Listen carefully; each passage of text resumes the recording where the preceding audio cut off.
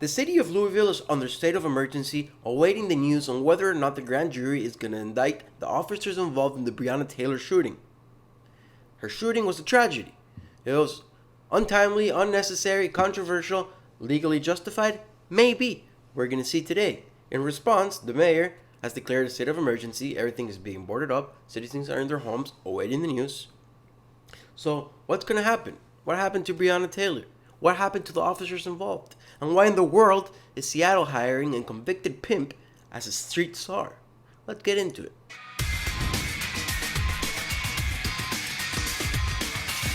A quick recap on what happened to Breonna Taylor. Officers had a no-knock warrant for her arrest, or search her apartment. When they got there, they knocked for 45 seconds, at which point, with the battering ram, they pushed the door in and they came inside. Breonna Taylor was in her bedroom with her boyfriend. When they saw someone coming into their house, the boyfriend grabbed the gun and started shooting. He said he fired a warning shot, but it hit one of the officers in the leg, at which point the officers returned fire. Over 15 bullets were fired. One of them even went into the neighbor's home where a pregnant woman was asleep with her child. Police consider Breonna's house a soft target, so in my opinion, with no police knowledge or experience, I think it's a little unreasonable to come in with a no-knock warrant, with a battering ram, and holding your guns. It doesn't sound very soft to me. All the officers involved in the shooting were reassigned and one was fired. The fired officer is called Brett Hackinson. Brett Hackinson seemed to be very jittery even at the beginning of the raid. Sergeant Mattingly, also involved in the raid, explains how Hackinson was jittery even in the beginning. Take a listen. Going back to, you guys, your whole intentions were to have the occupant or occupants come to the door. And you characterized, you were all's knocking, announcing. Initially, it's just knocking, trying to get somebody to the door, which kind of, initiates the upstairs resident to come out and make contact with you guys. Right. And do you remember kind of what kind of verbal exchange between the upstairs? Yes. I remember when he first popped out, Lieutenant Hoover kind of came to I don't know if it was a low ready or kind of a up because they didn't know who was approaching them. And I remember Brett extending his gun saying, "Get back in your apartment, get back in your apartment." Brett was a little bit worked up. And I remember at one point, because they kept exchanging, while we're doing this, I remember looking at Brett saying, "Brett, relax. Brett, just relax. Because, while you got to pay attention to him, that's not your focus." When he says the officer extended the gun, what he's actually saying is that when the officer was arguing with the neighbor, he pointed his gun at him. Not extended, pointed. Let's be real with our words here. During the firefight, Hackinson fired 10 shots. 10 bullets. And of course it was he who fired into the pregnant neighbor's home.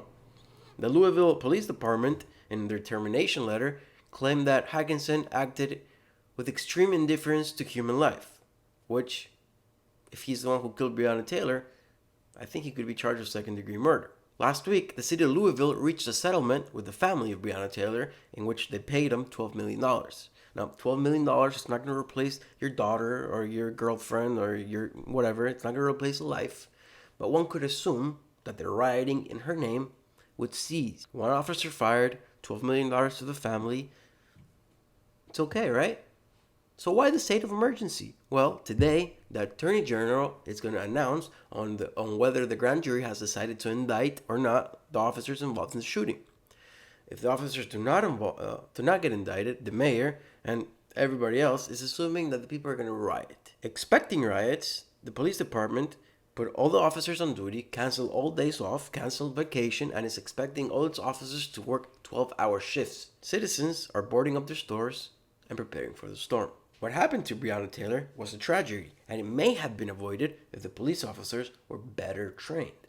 In order to have better training, we need more funding. We need to superfund the police. We don't need to defund the police. In Seattle, the city council has overridden the mayor's veto and voted to defund the police. They've done it. They've defunded the police in Seattle. They also had the fantastic idea of hiring a convicted pimp to become the street czar. That's the real name, street czar. It is claimed that the new street czar will come up with alternatives to policing because he can breach the divide between regular law-abiding people, prostitutes, and gangbangers. The city of Seattle is now paying Andre Taylor $150,000 to be its street czar. Money well spent. better go to him than to the actual police department. Good job, guys. While what happened to Breonna Taylor is a tragedy, rioting was not, is not, and will never be the answer. It will only cause more violence and more division. We need better police. We need to fund the police, super fund the police. Or, in the alternative, we could just have street stars in every city. What do you think? Comment down below. Like, subscribe. Ginger out.